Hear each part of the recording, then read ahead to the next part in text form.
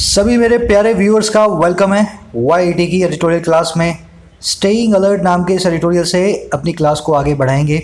अपनी क्लास में आपको मालूम है बहुत सारी डिज़ाइनिंग मैं करता हूँ ताकि आपकी फुल एग्ज़ाम प्रिपरेशन हो सके इस क्लास के ज़रिए। तो अगर आप अपना दिमाग नहीं चलाएंगे ना, मेरे साथ उसको अप्लाई नहीं करेंगे, तो इस खूबसूरत सी क्लास को आप ट्रांसलेशन क्लास में बदल देंगे। ऐसा काम ना करें, ट्रांसलेशन क्लासेस को बिल्कुल ना बनाएं। कोशिश करेंगे जहां मैं आपको बोलूं अपना दिमाग चलाने की, जिन सवालों का जवाब करने की बोलूं, कोशिश करें उन सवालों का जवाब करने की। शुरू करें। हर लाइन में कॉन्सेप्ट है, ध्यान से देखना। आओ कुछ नया सीखते हैं।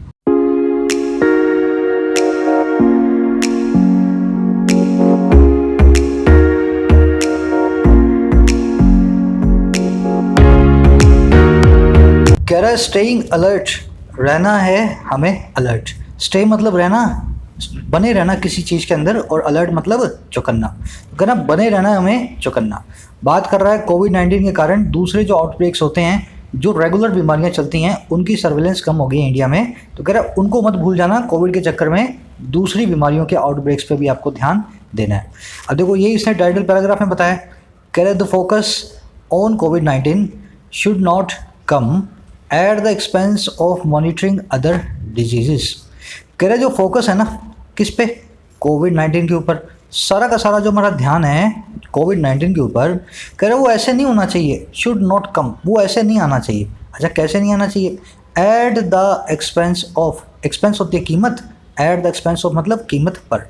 तो कह रहे फोकस इस कीमत पे नहीं होना चाहिए, और वो कीमत है मॉनिटर करने की दूसरी अदर डिजीज़ को, है ना। तो दूसरी डिजीज़ को आप मॉनिटर करना बंद कर दें और सारा फोकस कोविड-19 पे डाल दें, तो ऐसा काम आपको नहीं करना है। समझ गए सेंटेंस को?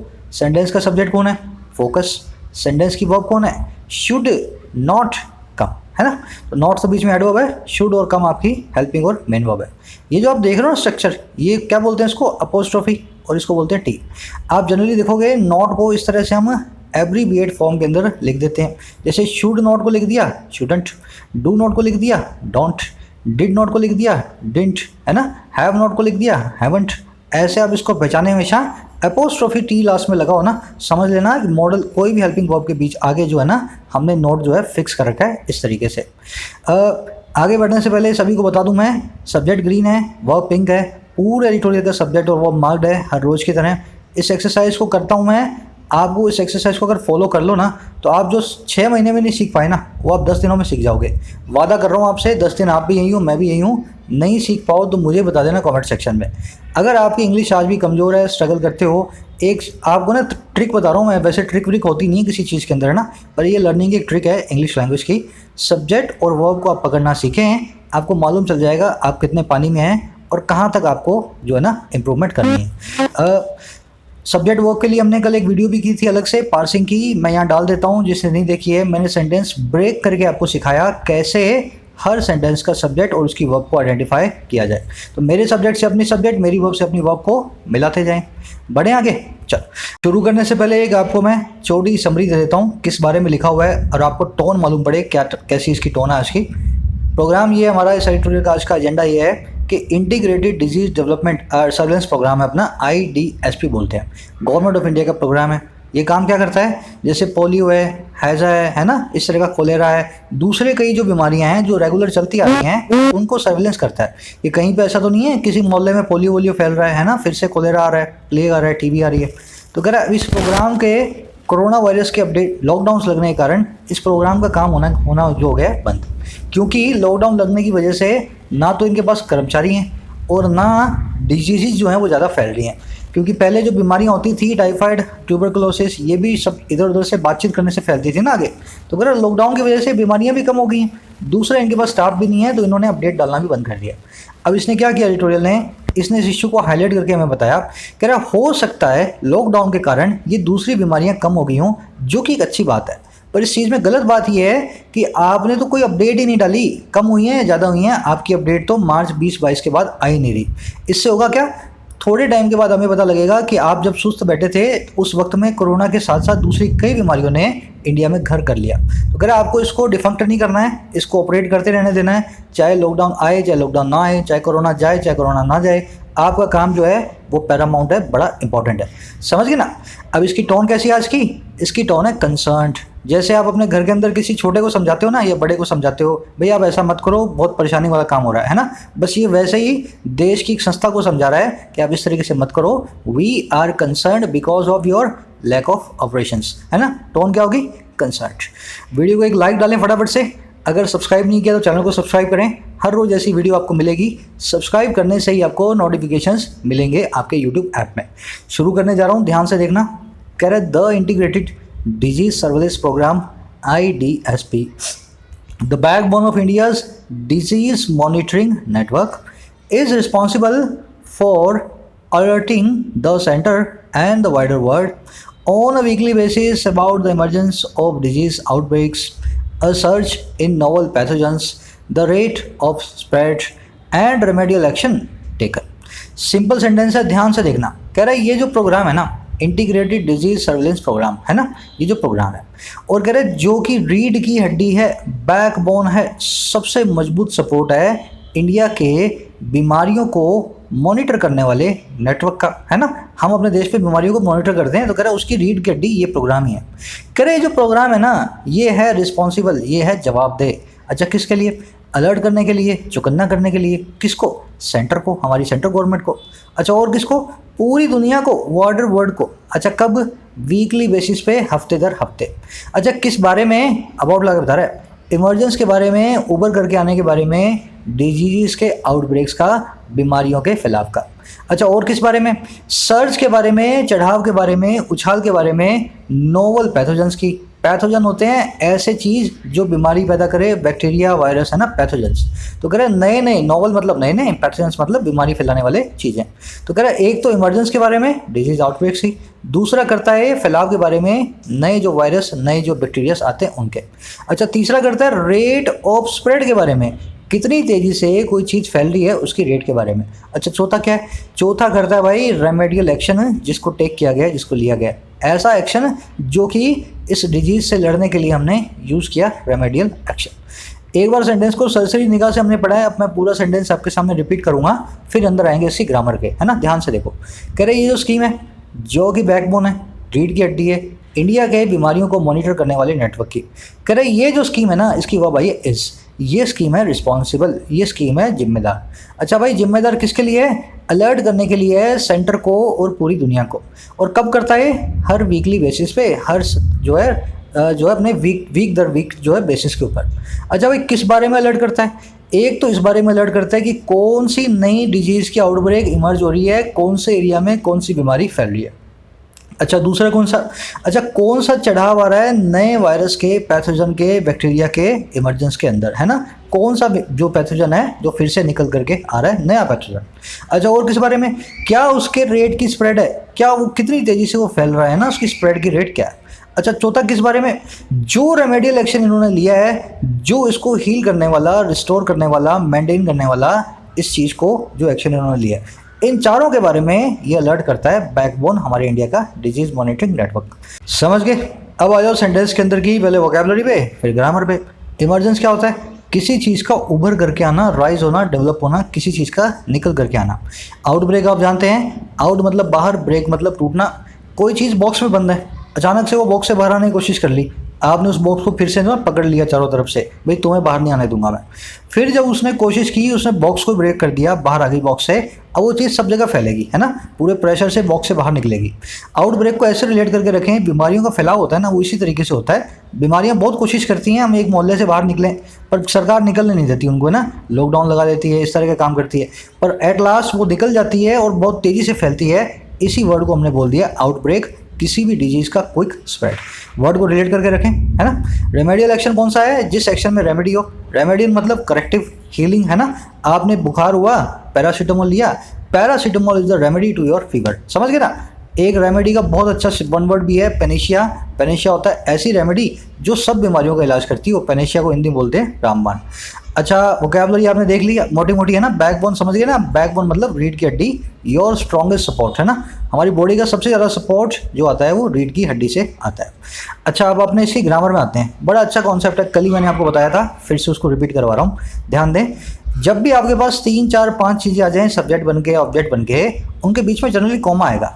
अब देखो कॉमा तो आएगा ही आएगा और एक एंड भी जरूर आएगा। For example poverty and illiteracy, दिख रहा है दिख रहा है, बड़ा कर दूँ उसको, जस्ट ए मिनट, चलो इतना बड़ा बहुत है ना। Poverty number 1 and illiteracy number 2। Poverty and illiteracy are the major problems of India. Subject कितने हो गए? 2। किससे जुड़े हुए हैं? एंड से। जब ये 2 सब्जेक्ट है ना तो एंड से जुड़ने पे ये कंपाउंड सब्जेक्ट बन जाएगा, एक प्लूरल सब्जेक्ट बन जाएगा। इसको एक ही वर्ब देनी है जो कि प्लूरल होगी आर। समझ गए मेरी बात को? मान लो लिटरेसी और एंड को मैं यहाँ से निकाल दूँ तो बन जाएगा पॉवर्टी, आर की जगह आ जाएगा इज द मेजर प्रॉब्लम्स की जगह प्रॉब्लम ऑफ इंडिया। पर जैसे ही मैंने एंड लगाया ना, अब मैं क्या कहना चाह रहा हूँ, poverty and literacy are the major problems of India. आप शायद इतना जानते होंगे, सिंपल सी बात थी है ना। ध्यान देने वाली चीज़ क्या है इसमें, बीच में एंड लगेगा, कोमा नहीं लगेगा। अब ऐसा नहीं लिख सकते poverty comma illiteracy are the major problems of India. दूसरी चीज़ ध्यान देने की क्या बात है, ये एंड कोमा जो बीच में कुछ भी आए ना, इनकी वर्ब अलग अलग नहीं होगी। ऐसा नहीं है पॉवर्टी को एक और वर्ब दोगे, इलिटरेसी को एक और वर्ब दोगे, दोनों वर्ब लेंगे एक। अब इस कॉन्सेप्ट को आगे समझो है ना। मान लो मैं आपसे कह दूं भाई पॉवर्टी, इलिटरेसी और अनएम्प्लॉयमेंट, ये तीनों मेजर प्रॉब्लम्स है। अब क्या करूं मैं, अनएम्प्लॉयमेंट को उठाया, इलिटरेसी के बाद पेस्ट कर दिया, poverty illiteracy and unemployment are the major problems of India. अब इस सेंटेंस में होगी एक प्रॉब्लम। क्या प्रॉब्लम होगी भाई, ये जो एंड है ना, ये नाउन, ये जो आपका सब्जेक्ट है उसमें 2 बार आ गया। कभी भी सब्जेक्ट, जितने भी सब्जेक्ट हों, कितने भी ऑब्जेक्ट हों, उनके बीच में एंड सिर्फ एक बार आएगा। अच्छा सर करें क्या, लास्ट वाला एंड छोड़ दो, पहले वाले एंड की जगह कॉमा लगा दो। Poverty comma literacy and unemployment are the major problems of India. समझ गए ना। तो आप कितने भी सब्जेक्ट्स को मिला सकते हो, कितने भी नाउन्स को सब्जेक्ट बना सकते हो, कितने भी नाउन्स को ऑब्जेक्ट बना सकते हो। आपको करना सिर्फ एक ही काम है, बीच के अंदर कोमे लगाते जाना है और लास्ट वाले से पहले एंड लगा देना है। जब आपके पास 2 ही थे तब तो एंड आ रहा था, तो कोई दिक्कत ही नहीं थी। जब 3 है तो एक कोमा और एक एंड आ गया। अब देखो किसी का कहना था सर सुपरस्टिशन भी डाल दो इसी के अंदर, अंधविश्वास को भी डाल दो, तो क्या करूं भाई, यहाँ पे लगा देता हूँ सुपरस्टिशन, ठीक है ना। सुपरस्टिशन से पहले आ जाएगा एंड, और ये पहले वाले एंड का मैं निकाल दूंगा, कोमा बना करके इसको हटा दूंगा। अब देखो पॉवर्टी, इलिटरेसी, अनएम्प्लॉयमेंट तीनों कोमा से बंधे हुए हैं, and superstition are the major problems of India. इसके बहुत फायदे हैं, इस रूल के बहुत फायदे हैं। इससे आपको ये पता लग जाता है लंबे कॉम्प्लेक्स सेंटेंसेस के अंदर कौन सी चीज़ किससे जुड़ी हुई है। इस स्ट्रक्चर को मुझे देखते ही पता लग गया कि ये पूरी स्ट्रक्चर एक ही नाउन को डिनोट कर रही है। 2 कोमा 3 कोमा और बाद में एक एंड आ रहा है, ये सब के सब मिलकर के कंपाउंड नाउन बनाएंगे, है ना। स्पेलिंग गलत होगी सुपरस्टिशन की। अब ठीक है ना, चलो समझें इस चीज़ को। सिंपल सा कॉन्सेप्ट है, एक बार समझो, फिर हर जगह इसको आप जो है ना, इसको हर जगह आप जो है देखेंगे, उस पर फोकस करेंगे। एग्जाम्पल के लिए देखो यहाँ पे क्या कर रहे हैं, अबाउट किस बारे में भाई, इमरजेंस के बारे में, डिजीज़ के कोमा, सर्च के बारे में, पैथोजेंस के कोमा, रेट ऑफ स्प्रेड के बारे में कोमा। अच्छा लास्ट में क्या रहा है, रेमेडियल एक्शन, इससे पहले एंड। समझ गए ना। चलो आगे बढ़े। कह रहा ऑन एवरेज तौर पे देयर आर 30-40 सच अलर्ट्स, ऐसे 30-40 अलर्ट्स आते हैं। डिजीज़ आउटब्रेक्स के अलर्ट ये हर वीक देता है, साल में 30 से 40 ऐसे अलर्ट देता है कि इस एरिया में, इस मोहल्ले में ये बीमारी फैल रही है। देयर एक एडवर्ब है, कभी भी सब्जेक्ट की जगह आएगी तो सब्जेक्ट नहीं बनेगी, डमी सब्जेक्ट कहलाता है। ध्यान देने वाली चीज़ ये है, देयर के बाद आर भी आ सकता है, वर्ब भी आ सकता है, वॉज भी आ सकता है, इज भी आ सकता है, डिपेंड करेगा उसके बाद में जो सब्जेक्ट है, उसके बाद में सब्जेक्ट है उसके ऊपर, है ना। अलर्ट्स बहुत सारे हैं, प्लूरल है तो आर आ रहा है। मान लो यहाँ पे 30-40 की जगह लिख देता मैं 1 अलर्ट, देयर आर 1 अलर्ट, तो आर नहीं, फिर देयर इज 1 अलर्ट। समझ गए ना। वर्ब आती है, नाउन जो आ रहा है इसके बाद में, उसके हिसाब से देयर वाले केस में। चलो आगे बढ़ते हैं। कह रहा हाउएवर द एडवेंट ऑफ कोविड-19 appears to have walled the country from any other disease. कह रहा हालांकि हाउएवर, जो एडवेंट है ना, जो अराइवल है, जो शुरुआत है, जो ऑनसेट है, अच्छा किसकी भाई, कोविड-19 की। कह रहे ये जो शुरुआत है ना, अपीयर्स दिखाई देती है, वेल करती हुई, पर्दा ढांकती हुई। वेल करना मतलब किसी चीज़ को छुपा देना। कह रहे ये जो शुरुआत है ना कोविड-19 की, अपीयर होती है, सीम होती है कि इसने पर्दा डाल दिया है, इसने पूरी तरह से छुपा लिया है किसको, कंट्री को, दूसरी अदर डिजीज से, है ना, दूसरी से डिजीज से, from any other disease. Sentence में देखने वाली चीज़ क्या है, पहले वोकैबुलरी देखते हैं। वेल मतलब पर्दा। वेल एक नाउन है, इसका मतलब होता है पर्दा। पर्दे के सारे सिनोनिम क्या हैं?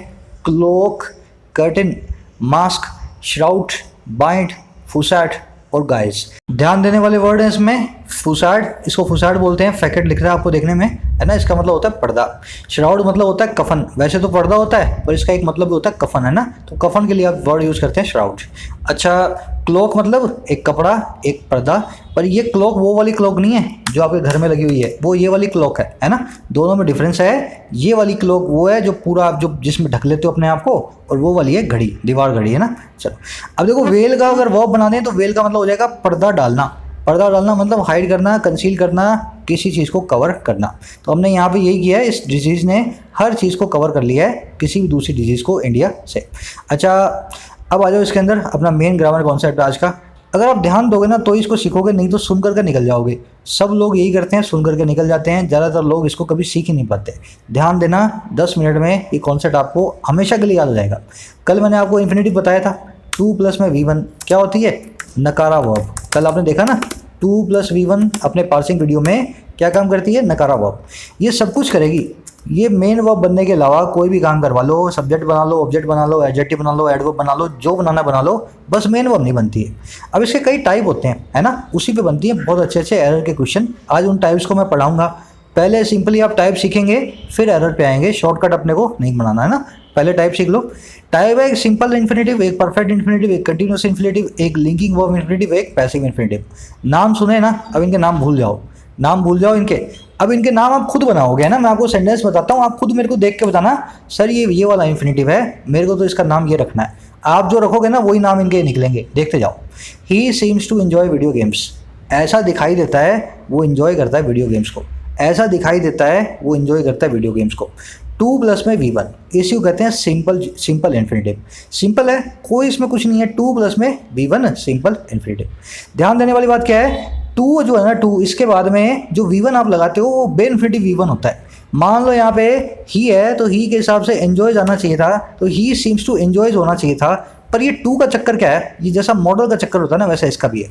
ये कहता है मेरे बाद बेर इन्फिनिटिव लगाओ, सब्जेक्ट को मारो तुम गोली, मेरे को देखो, तुम मेरे को देख करके तुम जो है आगे का एस वस लगाना भूल जाओ।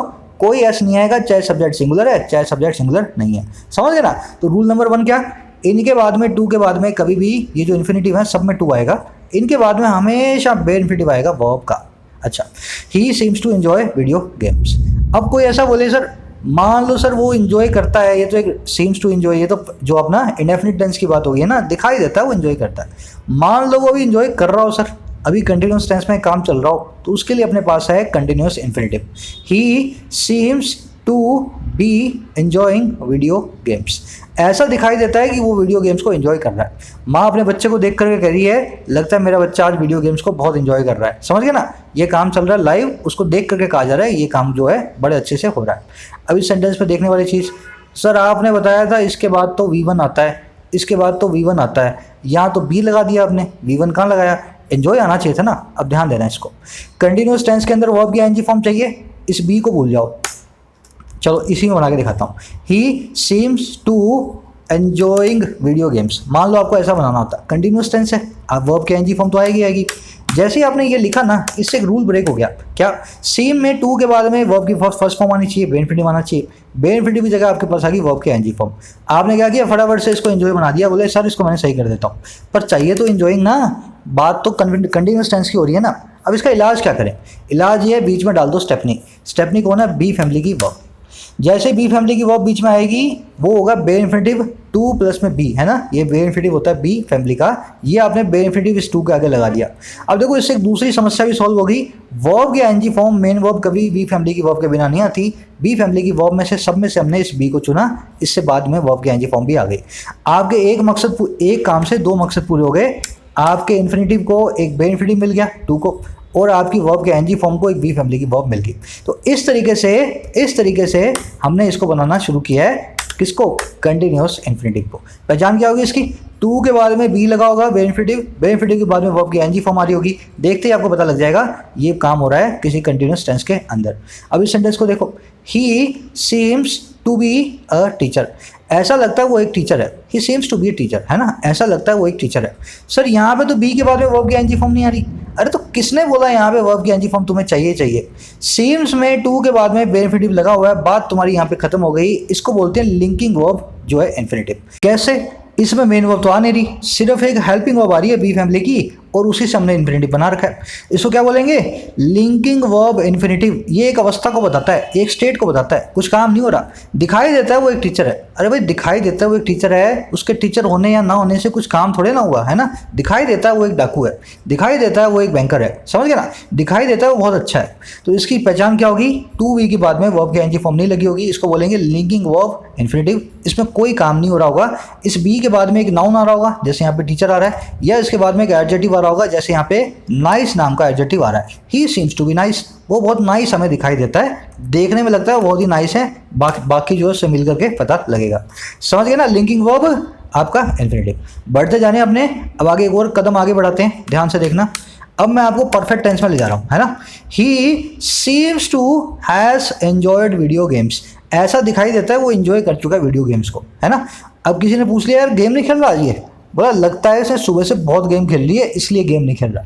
लगता है गेम खेल चुका, एंजॉय कर चुका। He seems to have enjoyed video games. अब देखो दिक्कत क्या हुई इसके अंदर, सेंटेंस बिल्कुल सही है, आपने अपने हिसाब से बनाया है। आपने क्या किया, टू एंजॉय के बीच में हैज़ घुसा दिया ही को देख करके, एंजॉय की थर्ड फॉर्म लगा दी एंजॉयड, हैज़ के बाद में एंजॉय की थर्ड फॉर्म भी आ गई, सेंटेंस आपका सही हो गया। पर यहाँ पे क्या चीज़ भूल गए, टू के बाद में आएगा सिर्फ और सिर्फ बे इन्फिनेटिव, हैज़ फैमिली का बे इन्फिनेटिव है हैव, तो हैज़ नहीं, यहाँ पे आएगा have. He seems to have enjoyed video games. समझ गए ना क्या कहना चाह रहा हूँ मैं। इस केस के अंदर आप हैज़ नहीं लगा सकते, हैज़ लगाने का मतलब है आपने टू के बाद में बे इन्फिनेटिव नहीं दिया। कभी भी टू के बाद में ना हैज़ आएगा, ना हैड आएगा, ना इज आएगा, ना आर आएगा, ना एम आएगा, ना बर आएगा। आएगा तो इधर बी आएगा, आएगा तो इधर हैव आएगा। तो he seems to have enjoyed video games. I think समझ गए होंगे। यहाँ पे इस साइड में मैंने इनको बना दिए हैं पैसिव। अगर आपने पैसिव की वीडियो देखी है तभी आप इसको समझ पाएंगे, एक्टिव पैसिव को, है ना। एक बार सरसरी निगाह से बता देता हूँ पैसिव कैसे बनता है। ये लास्ट फॉर्म है इसकी पैसिव इन्फिनेटिव की। अगर आपने पैसिव की वीडियो नहीं देखी है ना तो फिर ये मत बोलना सर मेरे को समझ नहीं आ रहा। अरे क्यों समझ में आएगा तुझे, मुझे बता आएगा क्यों समझ में तुझे, तेरे को पैसिव तो बनाना आता नहीं है ना, तो इसको कहाँ से सीख लेगा। पहले पैसिव की वीडियो देख लेना एक्टिव पैसिव, फिर इसको सीख लेना, तभी समझ में आएगा। अब देखो मैंने क्या किया है, he seems to enjoy video games का पैसिव बनाने की कोशिश की है, पैसिव इन्फिनेटिव। ये जीरन लिख रहा हूँ ना मैं, गलत लिख रहा हूँ। वीडियो गेम्स सीम, देखो वीडियो गेम्स ऑब्जेक्ट था, इसको सब्जेक्ट बना दिया। वीडियो गेम सीम, सीम का सीम आ गया है ना, यहाँ पे हमारे पास प्लूरल था तो सीम्स का हमने सीम कर दिया, इसकी वर्ब को इसके साथ करने के लिए अप्लाई। अच्छा ये टू एंजॉय जो है, टू एंजॉय इसका क्या करें सर, मेन वर्ब का तो थर्ड फॉर्म बना ही दो, पैसिव बनाना है तो एंजॉयड लगा दो। अच्छा सर बीच में क्या लगाना है, टू एंजॉयड लिख दूँ मैं, he seems to enjoyed video games, ऐसा लिख सकता हूँ, he seems to enjoyed video games. नहीं हो सकता, क्योंकि अगर थर्ड फॉर्म चाहिए तो बीच में एक आपको बे इन्फिनेटिव चाहिए। अगर बे इन्फिनेटिव चाहिए तो स्टेप नहीं लगेगी, वो होगी बी फैमिली की वर्ब, और जैसे ही वो लगी बी फैमिली की वर्ब प्लस V3 बनी, हमारा जो है पैसिव भी बन गया। देखो एक पंथ दो काज, बी लगने से टू को एक बे इन्फिनेटिव मिल गया और बी लगने से V3 को एक पैसिव बनाने का मौका मिल गया। समझ गए ना कैसे बनेगा, video games seem to be enjoyed by him. Last में एक बाय भी होगा क्योंकि पैसिव में आपको मालूम है एंजॉय करने वाले का जो भी वर्ब हो रही है उसका जो डूअर है एक्चुअल के अंदर वो वाई प्रपोजिशन से जुड़ा होता है। अब ये सेंटेंस गलत है ना, ये रूल नंबर 3 है अपना। रूल नंबर 3 क्या कहता है, चेक करो पैसिव अगर कहीं बनाओ इन्फिनेटिव क्या आपको चाहिए नहीं चाहिए वो। ये सेंटेंस देखो, he seems to be enjoyed video games, ऐसा लगता है वीडियो गेम्स के द्वारा वो एंजॉय किया गया है। इसमें बाय और लगा दूं मैं ना, ऐसा लगता है वीडियो गेम्स ने उसको बड़ा एंजॉय कर लिया है। भाई वीडियो गेम्स उसको एंजॉय करेंगी या वो वीडियो गेम्स को एंजॉय करेगा, सर ये करेगा वीडियो गेम्स को एंजॉय। इस केस में इस बाय को निकाल दो यहाँ से और इस बी को निकाल दो यहाँ से और इस एंजॉय को बे इन्फिनेटिव में बदल दो, he seems to enjoy video games. तो रूल नंबर 3 क्या है, बिना बात के पैसिव नहीं बनाने। सीख गए हो पैसिव बनाना तो हर जगह मत घुसा देना। सेंटेंस में देखना सेंटेंस का जो एक्शन का रिसीवर है एक्चुअल में उसको आप रिसीवर बनाना चाह रहे हो या नहीं चाह रहे हो पैसिव के जरिए। एक बार इसको पूरा घुमा लेना। बहुत अच्छा कॉन्सेप्ट है इन्फिनेटिव्स का, मैं करवाऊंगा ग्रामर वीडियोस के अंदर। जो लोग समझ गए उनको बहुत बधाई है। बेसिक आपकी अंडरस्टैंडिंग तभी आएगी जब आप word to word concept to concept चीज़ों को समझोगे, है ना। अब देखना फटाफट से 6 क्वेश्चन हैं। 6 क्वेश्चन के अंदर मैंने मोहन को ही पकड़ा है। मोहन के 5-6 वर्ब्स के ऊपर मैंने इन्फिनेटिव के आपके छोटे छोटे क्वेश्चंस बनाए हैं। आपको क्या चेक करना है, पहली चीज़ चेक करनी है इन्फिनेटिव के बाद में बे इन्फिनेटिव आ रहा है नहीं आ रहा। टू के बाद में बेनिफिटिव आ रहा है नहीं आ रहा है ना। दूसरी चीज़ चेक करनी है, अगर हैज़ फैमिली की वर्ब आ रही है तो हैव आ रही है, अगर डू फैमिली की वर्ब आ रही है तो डू आ रही है, और अगर बी फैमिली की वर्ब आ रही है तो बी ही आएगी, है ना। हैज़ नहीं आ सकता, हैड नहीं आ सकता। जैसे एग्जांपल देता हूँ मैंने यहाँ पे टू के बाद में हैज़ लगा रखा है, आएगा has. Mohan wants to has a mango, Mohan को मैंगो खाना है, Mohan wants to have a mango. तो इस तरीके से आपको चलना है। और तीसरा देखना है वास्तव में एक्टिव आपको चाहिए नहीं चाहिए, जो इन्फिनेटिव का पैसिव चाहिए नहीं चाहिए। अगर कहीं बे बात का बिना बात का एक्टिव पैसिव बना हुआ है तो उसको सही करना है, उसको एक्टिव को पैसिव में या पैसिव को एक्टिव में। थोड़ा एडवांस लेवल का आज, डिस्करेज ना हो। अगर आप डिस्करेज हो रहे हैं तो उसके पीछे रीज़न यही है, आपने ग्रामर सीरीज़ को अभी तक फॉलो नहीं किया अच्छे तरीके से। फिर बता रहा हूँ, ग्रामर सीरीज़ के अंदर आपके सारे सवालों का जवाब है। जो चीज़ मैं आपको बता रहा हूँ हर चीज़ वहाँ पे हो चुकी है ऑलरेडी, जा करके उस चीज़ का फ़ायदा उठाएं। दिखा देता हूँ कहाँ रखी है। चैनल के होम पेज पे total English complete English grammar for all competitive exams by YT। अपने आप के ऊपर एहसान करो, बिना पैसे की सीरीज़ है, पूरे लॉजिक के साथ हर चीज़ को समझाया हुआ है। सीख करके आओ और फिर मुझे बताओ कौन सा एग्जाम के अंदर क्वेश्चन तुम्हारा सही नहीं होता इंग्लिश का। बढ़े आगे, चलो। हाँ, कह रहा है 4.1 पहली चीज़, the latest weekly report available on the IDSP website is from week 12 March 16 to 22। कह रहा है पहली चीज़, देखो इसने पहली चीज़ बताई है, बहुत सारी चीज़ें बताएगा। 4.1 मतलब पहली चीज़। पर पहली चीज़ ये है कि जो नई से नई जो लेटेस्ट वीकली रिपोर्ट है ना, लेटेस्ट मतलब जो लास्ट में आई है वीकली रिपोर्ट, लेटेस्ट है जो, और कौन सी रिपोर्ट जो अवेलेबल है इसकी वेबसाइट पे, कह रहा वो है इस वीक 12 की, जो कि वीक 12 इस साल का मार्च 16 से मार्च 22। तो लास्ट रिपोर्ट मार्च 22 की आई थी इस वेबसाइट पे, उसके बाद से इसने एक भी रिपोर्ट को अपडेट नहीं किया है पिछले 4 महीने से। अब आगे की और भी चीज़ें बताएगा। कह रहा it records a mayor 6 outbreaks disease alerts across the country. कह रहा और ये रिकॉर्ड करती है खाली 6 आउटब्रेक्स को, 6 फैलाव को, डिजीज़ के, बीमारियों के, इनके अलर्ट्स के पूरी कंट्री के अंदर। सिर्फ 6 आउटब्रेक्स इसने 2019 में हमें दिखाए हैं इस जो है IDSP नाम की वेबसाइट ने। अभी आगे बताएगा पिछले सालों में कितने दिखाए थे। कह रहा in the same week last year, कह रहा इसी महीने इसी वीक में पिछले साल देयर वर 7 अलर्ट्स। वहाँ पे हुआ कितने अलर्ट्स थे? 17 अलर्ट्स थे वहाँ पे। इस साल कितने अच्छे? पिछले साल थे 17। अच्छा 2018 बताएगा, कह रहा इन 2018 देयर वर 28। अच्छा उससे पहले बताएगा, कह रहे इन 2017 देयर वर 45। तो कह रहा ऐसे पिछले सालों में बहुत सारे अलर्ट्स हमें मिले हैं, जबकि इस साल के अंदर सिर्फ 6 अलर्ट्स हमें मिले हैं, क्योंकि ये ठीक से काम नहीं कर रहा। कह रहा in week 11 this year there were 28 alerts 12 of which were कोविड-19। कह रहे इस वीक 11 में इस साल के 28 अलर्ट्स अभी तक आ चुके थे, 28 अलर्ट्स आए थे, जिसमें से 12 थे महज कोविड-19 के। कहने का मतलब क्या है, 6 आउटब्रेक्स जो बताए हैं ना उसमें वो अलग अलग चीज़ों के हैं। कहने को तो इस साल 28 अलर्ट आए हैं, पर वो सिर्फ 6 आउटब्रेक्स को बताते हैं। जैसे एक ही बीमारी 5 जगह फैल रही है तो उसको हमने एक ही गिनाया है ना, 6 आउटब्रेक्स ऐसे ही बने हैं, वैसे 28 अलर्ट्स आए हैं। कह रहे 12 जिसमें से थे कोविड-19 के लिए, है ना। कोविड-19 जैसलमेर में भी फैल रहा है, जयपुर में भी फैल रहा है, दिल्ली में भी फैल रहा है, बंगाल में भी फैल रहा है, इस तरह से। कह रहे and these correspond to 110 cases of the disease. और ये correspond करते हैं, ये रिलेट करते हैं, ये जो है रिलेशन में है 110 केसेस के इस बीमारी के, कोविड-19 के। कह रहे कौन से डिजीज के? ये कौन से केस हैं? That were reported in that week of March from when the disease escalated. कह रहे जो कि रिपोर्ट किए गए थे मार्च के उस वीक में जहाँ से डिजीज़ ने एस्केलेट करना शुरू किया, जहाँ से डिजीज़ में इजाफा होना शुरू हुआ। समझ गए ना। तो मार्च में जब शुरू हुआ था लॉकडाउन, तब इसने 110 केस बताए थे कोविड-19 के, 12 अलर्ट दिए थे। उसके बाद से ही शांत है आज की डेट में, तभी से ही इस डिजीज़ का एस्केलेशन शुरू हुआ है मार्च के उस वीक में से। अब देखने वाली चीज़ देख लेना, कोरेस्पॉन्ड टू मतलब रिलेट टू, रिलेट के आगे भी टू, कोरेस्पॉन्ड के भी आगे टू, है ना। सिनोनिम्स का यही फ़ायदा होता है, आप फिक्स प्रपोजिशन याद करोगे तो सिनोनिम याद हो जाएंगे, सिनोनिम याद करोगे तो फिक्स प्रपोजिशन याद हो जाएंगी, है ना। कोरेस्पॉन्ड के बाद में टू आना है, रिलेट के बाद में भी टू आना है। इस तरीके से आप इनको याद रखें। एस्केलेट होना, किसी चीज़ का इजाफा होना, हाइटन होना, इंक्रीज होना, इंटेंसिफाई होना, किसी चीज़ का ऊपर आना, एस्केलेट होना। चलो आगे बढ़ते हैं। एस्केलेटर जानते हो ना, किसी अच्छे मेट्रो स्टेशन की मेट्रो क्यों बोल रहा हूँ मैं, मेट्रो में भी देख लेना और रेलवे स्टेशन में देख लेना। किसी अच्छी मेट्रो सिटी के रेलवे स्टेशन में आप जाओगे तो आपको एस्केलेटर्स मिलेंगे वहाँ, है ना। आजकल तो छोटे शहरों में भी हैं, जहाँ भी आप खड़े हो जाओ अपना सामान लेकर के, आपको एक स्वचालित सीढ़ी बोलते हैं उसको, उस पर खड़े हो जाओ और आपको ऊपर तक ले जाएगी। तो उसका काम क्या होता है एस्केलेटर का? किसी भी चीज़ को ऊपर ले जाना, है ना। तो एस्केलेट वर्ब भी यही काम करती है, इंक्रीज करना, इंटेंसिफाई करना, किसी चीज़ को हाइट पे ले जाना, ऊपर लाना। बढ़ेंगे आगे। इन चीज़ों से रिलेट करके रखो वोकैबुलरी को। आप कोई कोई वो तो हो नहीं, आप मशीन सी तो हो नहीं, सारे वर्ड याद कर लोगे रट्टे मार के, है ना, रिलेट करके रखो। कह रहा one way to understand this situation is that once कोविड-19 was declared a pandemic and a lockdown imposed, the IDSP too went into a new normal।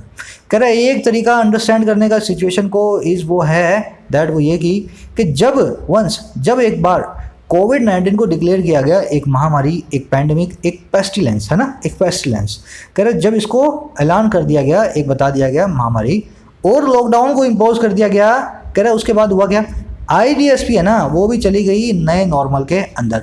नया नॉर्मल क्या है, घर से बाहर निकलना नहीं, किसी काम को करना नहीं, सारे काम को ठप कर दो, वर्क फ्रॉम होम करो। तो कह रहे एक तरीका इस चीज़ को समझने का यही है, जैसे कोविड लगा और लॉकडाउन लगा, IDSP ने काम करना बाय डिफ़ॉल्ट बंद कर दिया। अच्छा, देखने वाली चीज़ क्या है, कोविड-19 वॉज डिक्लेयर्ड, लॉकडाउन इम्पोज्ड। देखो इम्पोज तो ये एक्टिव वर्ब है, इसके पहले देखो V3 नहीं है, V2 बन जाएगी। लॉकडाउन के बाद में V2 आ रही है, हैज़ हैव लगा नहीं हुआ, वॉज लगा नहीं हुआ, वर लगा नहीं हुआ, तो इसका मतलब क्या है, ये लॉकडाउन जो है एक्टिव के अंदर काम कर रहा है। लॉकडाउन ने किसी चीज़ को इम्पोज किया, पर हुआ एक्चुअल में क्या, लॉकडाउन को तो इम्पोज किया गया था, एक्चुअल में चाहिए थी यहाँ पे हमें एक पैसिव वर्ब। अब पैसिव वर्ब कैसे बनेगी, ये वॉज जो आप देख रहे हो ना यहाँ पे, ये वॉज यहाँ पे अपने आप से क्या है, एक जो है ना हिडन है और रिपीट किया हुआ है।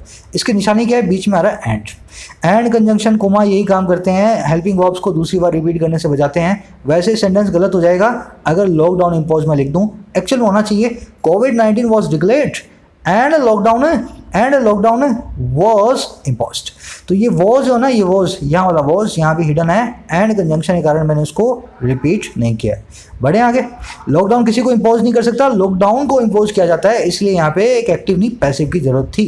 कह रहा with movement at a stand still, hospitals shut and only testing and treatment for covid available at government health care facilities, the reporting of other diseases suffered. With के साथ ही, विद शुरू में आ जाए तो मतलब के साथ ही। अच्छा, किस चीज़ के भाई, मूवमेंट के, आवाजावी के, जो है इधर उधर जाने के, मूवमेंट के, हरकत के, एक स्टैंड स्टिल पे होने के साथ ही। स्टैंड स्टिल क्या होता है, चीज़ों का एक जगह पे रुक जाना, ना आगे जाना ना पीछे आना। तो कह रहे मूवमेंट के, आने जाने की गतिविधियों के स्टैंड स्टिल पे होने के साथ ही। अच्छा, और किसके साथ ही, हॉस्पिटल्स के शट होने के साथ ही। कोमा पे ध्यान दें, कोमा हॉस्पिटल्स के शट होने के साथ ही।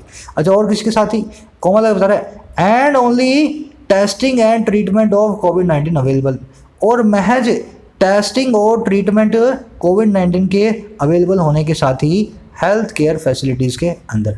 समझे ना, तो देखो एंड आ गया ना बीच में।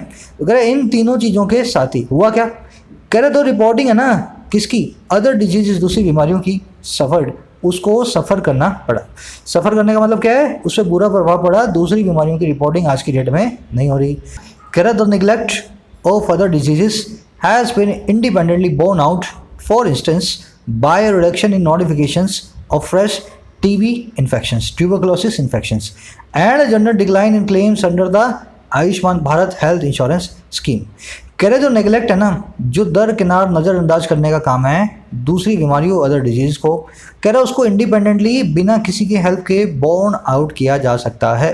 बियर आउट की थर्ड फॉर्म है बोर्न आउट। बियर आउट मतलब किसी चीज़ को कंफर्म करना, किसी चीज़ को जस्टिफाई करना, किसी चीज़ को जो है सब्सटेंशिएट करना, सही ठहराना। कह रहे जो नेगलेक्ट है, जो हमने नज़रअंदाजी बताई है ऊपर दूसरी बीमारियों की, उसको इंडिपेंडेंटली हम कंफर्म कर सकते हैं, उसको हम इंडिपेंडेंटली प्रूव कर सकते हैं। और किसके जरिए, for instance, example, for example, इसके जरिए, बाय लगा के बताएगा, एक रिडक्शन के जरिए, कमी के जरिए नोटिफिकेशंस में फ्रेश TB इन्फेक्शंस के, और एक जनरल डिक्लाइन के जरिए क्लेम्स के अंदर Ayushman Bharat health insurance scheme के। समझ गए ना। तो इन दोनों चीज़ों को देख करके लगता है कि नेगलेक्ट तो हो रहा है, बीमारियां जरूर फैल रही हैं पर उनकी रिपोर्टिंग ठीक से नहीं हो रही है।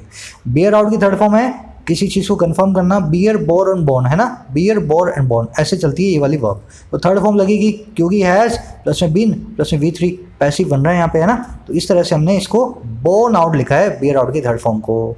अच्छा चलो आगे बढ़े। कह रहे the other explanation is that akin to a decline in deaths from accidents, the lockdown has contributed to decline in the transmission of the contagious diseases।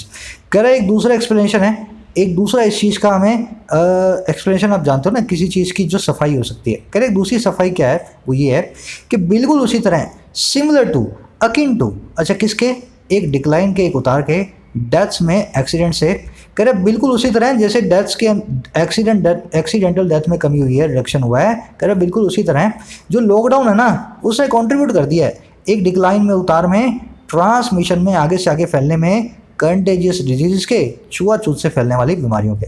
Lockdown लगने से क्या हुआ, एक्सीडेंट नहीं हो रहे आजकल। पहले इंडिया में लाखों लोग मरते होंगे, आज की डेट में हज़ारों की डेट में मर रहे हैं, हज़ारों के जो है ना संख्या के अंदर मर रहे हैं, क्योंकि लाखों से हज़ारों हो गए लोग, ज़्यादा एक्सीडेंट्स जो हैं कर ही नहीं पा रहे, क्योंकि ज़्यादा घर से बाहर निकलना होता ही नहीं।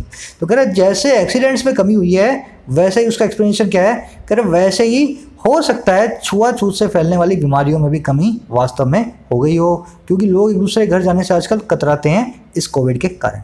अब इस सेंटेंस पे देखने वाली चीज़ क्या है, फिक्स प्रपोजिशन का सबसे अच्छा वाला जो है ना, यहीं से आप जो है लेसन ले सकते हो।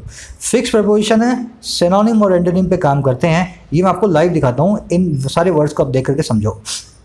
Akin is equal to similar, akin और सिमिलर एक ही बात है। He is akin to us and he is similar to us, दोनों बातें एक ही है, दोनों को मतलब जो है एक ही है। तो अकिन के आगे भी टू आता है और सिमिलर के आगे भी टू आता है। अगर आपको सिमिलर के आगे टू पता है ना, तो अकिन वाला टू भी आपको बाय डिफॉल्ट आप जो है जानते हैं। अच्छा, इन दोनों का एक सिनोनिम है अच्छा सोफिस्टिकेटेड, एनालॉजिस। एनालॉजिस क्या होता है, जो चीज़ एनालॉजी के अंदर हो, एक चीज़ दूसरी चीज़ से कंपेरेबल हो, उसको कहते हैं एनालॉजिस, है ना। तो इसके बाद में भी टू आता है। अब देखो ये जो अकिन सिमिलर है ना, ये जिस एस्पेक्ट की बात करते हैं, दो चीज़ों की कंपैरिजन की बात करते हैं, उसके लिए हमारे पास और भी दूसरे वर्ड्स हैं।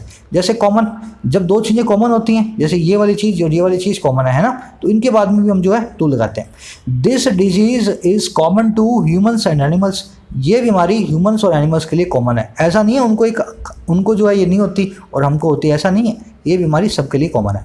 तो कॉमन के बाद फोर नहीं, कॉमन के बाद भी टू आता है। अब कॉमन के जैसे बनता है यूनिक, है ना, this disease is unique to humans, है ना, तो इसके बाद में भी आप टू लगाते हैं।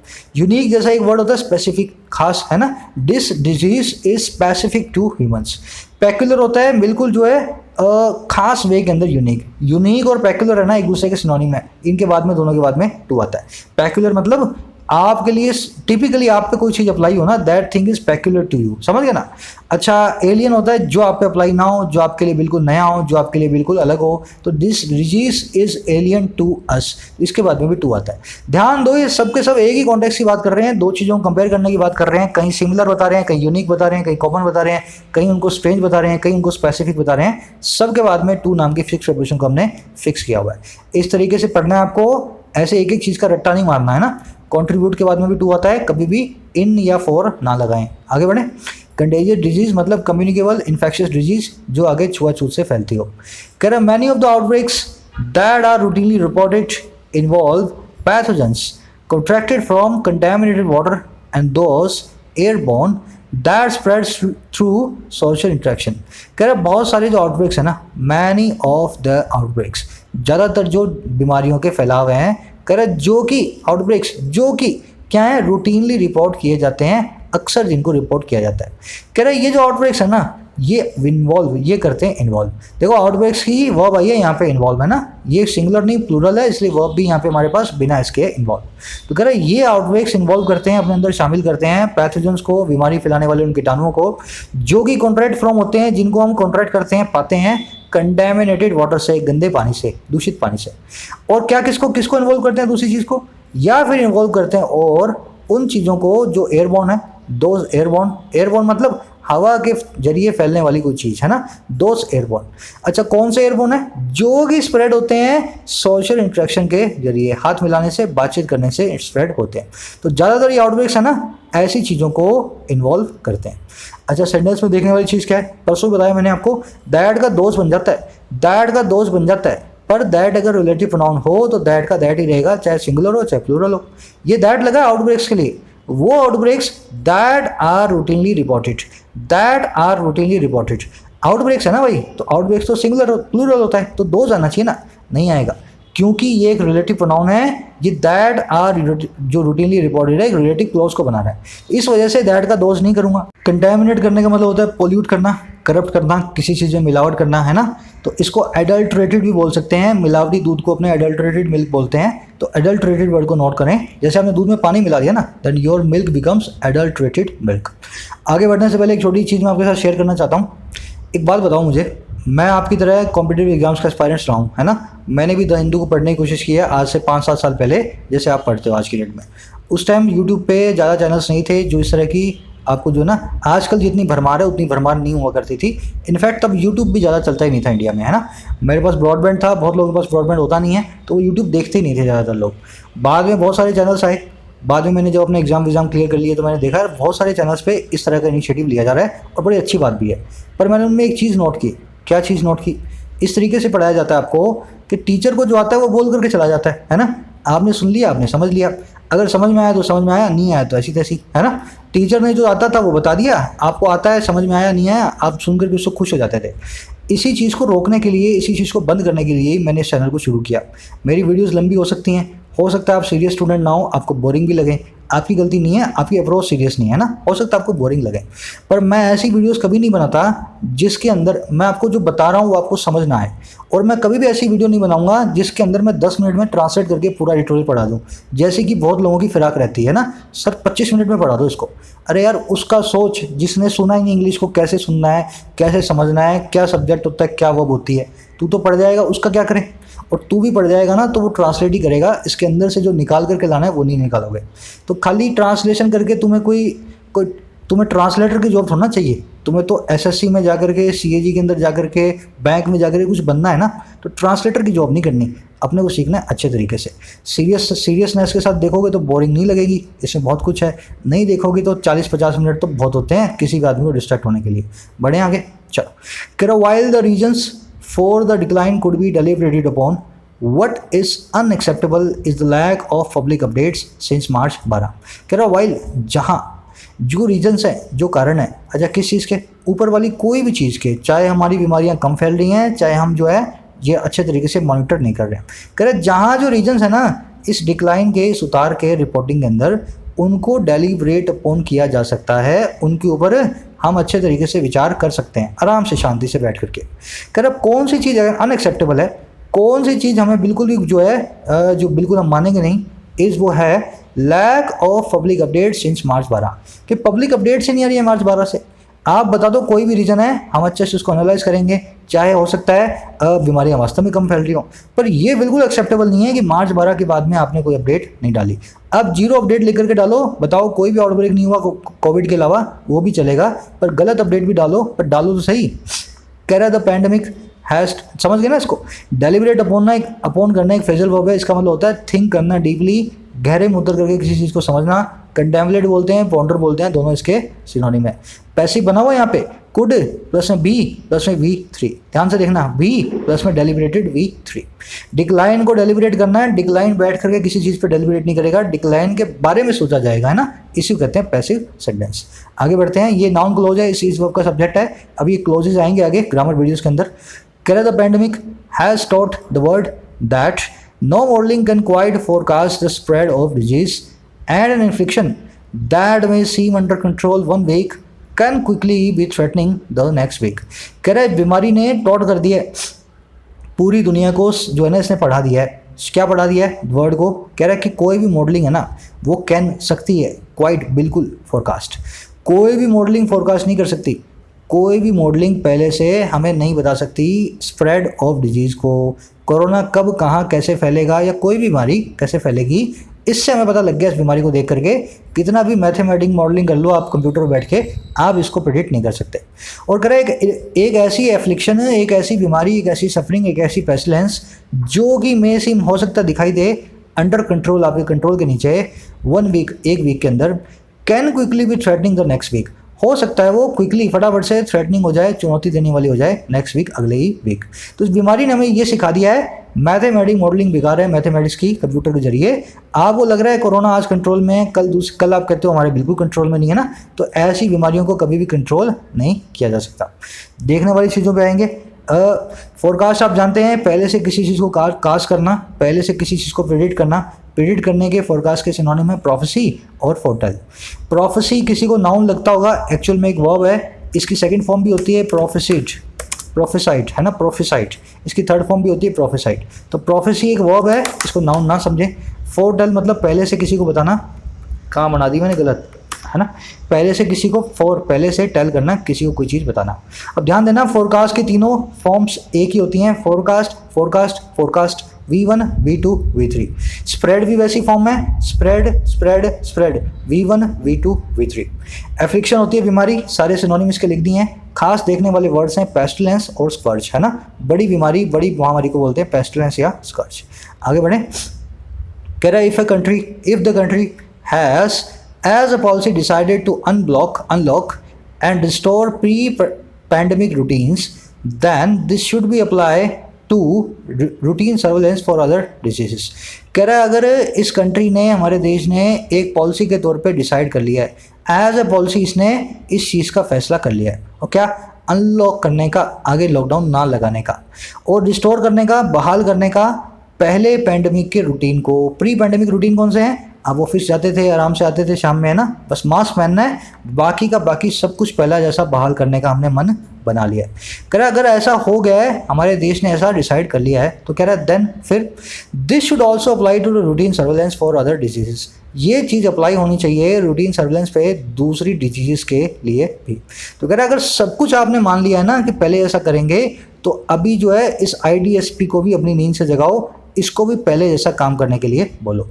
आगे बढ़े, कह रहा the IDSP also faces a man power crunch and mirroring the experience of public health facilities in other countries is trying to recruit in the middle of a pandemic। एक काम करना, ये बीच वाला थोड़ी देर के लिए भूल जाओ, लिखा हुआ है, बाद में बताऊंगा क्यों भूलवा रहा हूँ, अभी पहले पूरे सेंटेंस को देखो इसके बिना। कह रहे जो IDSP है ना, ये भी फेस करता है, ये भी जो है सामना करता है एक मैन पावर के क्रंच का। मैन पावर मतलब होती है एम्प्लॉयज़, क्रंच मतलब होती है कमी। तो IDSP को भी एम्प्लॉयज़ की आज की डेट में क्रंच है, कमी है। अब बीच वाला छोड़ दो, सारा छोड़ दो, और कह रहा है ये IDSP इज ट्राई कर रहा है रिक्रूट करने को, नौकरी देने को in the middle of pandemic, इस पैंडमिक के बीच में। रिक्रूट करना मतलब एडवर्टीजमेंट लेकर के दे करके बुलाना लोगों को, उनके इंटरव्यूज़ लेना और उनको नौकरी देना। तो कह रहा है IDSP भी मैन पावर के क्रंच को जो है फेस करता है, और इसी बीच में बीमारी के वो भी ट्राई कर रहा है रिक्रूट करने का दूसरे लोगों को। अब आ जाओ बीच में, मिरर करते हुए, मिररिंग एक्सपीरियंस को, अनुभव को पब्लिक हेल्थ फैसिलिटी के, हॉस्पिटल्स के, क्लिनिक्स के इन अदर कंट्रीज, दूसरे कंट्री के अंदर। देखो IDSP है ना, 3 काम कर रहा है। पहला काम है ये फेस कर रहा है इस मैन पावर के क्रंच को, दूसरा काम कर रहा है ये ट्राई कर रहा है रिक्रूट करने को मिडल ऑफ पैंडेमिक को। पर जब ये ट्राई कर रहा था ना, जब ये काम कर रहा था, तो इसने साइमल्टेनियसली एक और काम किया। साइमल्टेनियस एक्शन के अंदर इसने मिरर कर दिया, दिखा दिया, बिल्कुल आईना बन गया उस एक्सपीरियंस का, उस अनुभव का, जो कि पब्लिक हेल्थ फैसिलिटीज़ का है दूसरी कंट्रीज के अंदर, दूसरे देशों के अंदर। समझ गए ना मेरी बात को, क्या हो रहा है यहाँ पे? पहली वर्ब है फेसिस, दूसरी वर्ब है is trying, present participle simultaneous action है मिररिंग, है ना, वर्ब की ING फॉर्म, जो कि एक साइमल्टेनियस एक्शन को बताती है। संडे को आएगी वीडियो, सुबह 11 बजे करेंगे लाइव, है ना। ये अब आपका जो है ना जीरन तो कर दिया मैंने पूरा, अब ये हो जाएगा आपका पार्टिसिपल। जीरन और पार्टिसिपल आपके शुरू से लास्ट तक खत्म हो जाएंगे संडे की वीडियो में। आगे बढ़े, correct, it's debatable how useful this would be to improve COVID-19 surveillance, but it is essential in improving overall surveillance as well as providing timely updates to the public and international health agencies। कह रहे ये debatable है, अभी भी इस चीज़ पे बहुत सारे सवाल हैं, क्वेश्चनेबल है, डाउटफुल है, ये मूट है, MOOT मूट है ना, डिबेटेबल। कह रहे ये मूट इशू है, डिबेटेबल इशू है। कितना यूजफुल, कितना फ़ायदेमंद दिस वुड भी ये होगा इम्प्रूव करने में COVID-19 की सर्वेलेंस को, COVID-19 के ऊपर निगरानी को, है ना। ये जो IDSP को हम ज़बरदस्ती काम करवाने हैं, कह रहे कितना ज़रूरी होगा, कितना यूज़फुल होगा, ये चीज़ अभी है बड़ी डिबेटेबल।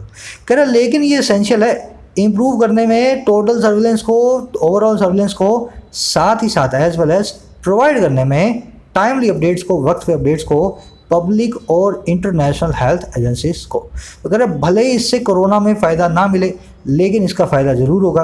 दुनिया भर को, इंटरनेशनल हेल्थ एजेंसीज को और पब्लिक को इससे मालूम चलेगा कोरोना के अलावा कौन सी बीमारियां उनको जो है खतरा है ऐसी बीमारियों से। एज वेल एज कई बार मैंने आपको बताया, इस सेंटेंस को एक बार देखो, कोशिश करो इसमें मुझे एरर बताने की। ग्रामेटिकली कोई एरर नहीं है इसमें। सेंटेंस इंप्रूवमेंट वाला जो है ना, इंप्रूवमेंट का स्कोप है, देखना कैसे। ही हैज़ डिसाइडेड आपकी वर्ब होगी, उसने फैसला कर लिया। भाई क्या फैसला किया? पहला फैसला एनरोल करने का एक कॉलेज में। अच्छा, एज वेल एज साथ ही साथ लर्न करने का डांस को, सीखने का डांस को। कोई दिक्कत नहीं है ना, दोनों काम एक ही बात बता रहे हैं, एनरोल करेगा कॉलेज में और साथ में डांस को लर्न करेगा। लर्निंग यहाँ पे जीरेंट का काम करेगा। दिक्कत क्या है? दिक्कत ये है मेरे भाई, ये लर्निंग है ना, लर्निंग इस टू एनरोल के हिसाब से नहीं जा रहा, इसको बनाना पड़ेगा टू लर्न। इसको बोलते हैं पैरेललिज्म। सेंटेंस इंप्रूवमेंट में बहुत काम आता है, इसको हमेशा ध्यान रखें। दो प्रेपोजिशन, एक कंजंक्शन हो या कोई प्रेपोजिशन हो, उसके दोनों तरफ जो भी आप इन्फिनेटिव लगा रहे हो या जीरेंट लगा रहे हो, या तो दोनों तरफ इन्फिनेटिव लो या दोनों तरफ जीरेंट लो, है ना। एक तरफ जीरेंट एक तरफ इन्फिनेटिव लेकर के सेंटेंस को जो है इम्बैलेंस ना करें। समझ गए होंगे आई थिंक। इसीलिए यहाँ पे एज वेल एज के बाद प्रोवाइडिंग आ रहा है और पहले आ रहा है इम्प्रूविंग, है ना, दोनों तरफ जीरेंट आ रहा है। आगे बढ़ते हैं। कर the pandemic need serious focus but India can not afford to ignore other killers. Pandemic को ज़रूरत है सीरियस फोकस की, बहुत ही अच्छा सीरियस फोकस इस पैंडमिक बीमारी को हमें देना पड़ेगा, लेकिन इंडिया अफोर्ड नहीं कर सकता, इंडिया नहीं सह सकता इस कीमत को। और कौन सी कीमत है वो? इग्नोर करने की अदर किलर्स को, दूसरी मारने वाली बीमारियों को इग्नोर करने की। कह जरूर इस पैंडमिक में सब कुछ हमारा ख़राब हो गया है, हमें इस पर पूरा फोकस देना है, लेकिन दूसरी बीमारियां भी हैं जो हमें मार सकती हैं, उनको अफोर्ड नहीं कर सकते इग्नोर करना। फटाफट से वीडियो को एक लाइक दें अगर आपने अभी तक नहीं दिया है, और एक शेयर दें अपने सोशल मीडिया पेजेस पे। अपने आसपास को डालें, समरी को डालें कमेंट सेक्शन के अंदर, है ना। अच्छा, जिन लोगों को इन्फिनेटिव समझ में नहीं आया, अब दो कैटेगरी के होंगे वो, एक तो वो जिन्होंने ग्रामर वीडियोस देखी हैं, एक जिन्होंने नहीं देखी हैं। जिन्होंने देखी हैं उन सबसे मैं बहुत माफ़ी चाहता हूँ, इन्फिनेटिव को मुझे आपको शुरू से पढ़ाना है, मैं पढ़ाऊँगा, 1% भी डिस्करेज मत होना। आपने इसको भी शुरू से नहीं सीखा है, थोड़ा सा पढ़ना मुश्किल हो सकता है अगर आपका बेस जो है स्ट्रॉन्ग नहीं है। अब वो वाले जिनको इन्फिनेटिव का आज इसलिए समझ में नहीं आया क्योंकि जिन्होंने ग्रामर वीडियोस देखी नहीं है, भाई नहीं देखी है तो तुम्हारे हाल पे, है ना। तो तुम्हारे वाला जो काम है तुम्हें अपने हिसाब से देखना है। मैंने वीडियो बना दी है, चैनल पे डाल दी है, लॉजिक के साथ समझाया हुआ है, सब कुछ फ्री है। अगर तुम भी अभी भी नहीं देखते हो, इट इज़ योर चॉइस। अच्छा, इन्फिनेटिव को लूँगा किसी संडे पे, अभी संडे को लेने वाले हैं। फटाफट से पार्टिसिपल्स को, जीरेंट हो गया, पार्टिसिपल्स को अच्छे तरीके से करेंगे, उसी तरीके से जैसे आपने मेरे साथ जीरेंट सीखा। इजाज़त दें मुझे अगली वीडियो तक के लिए, साइनिंग आउट।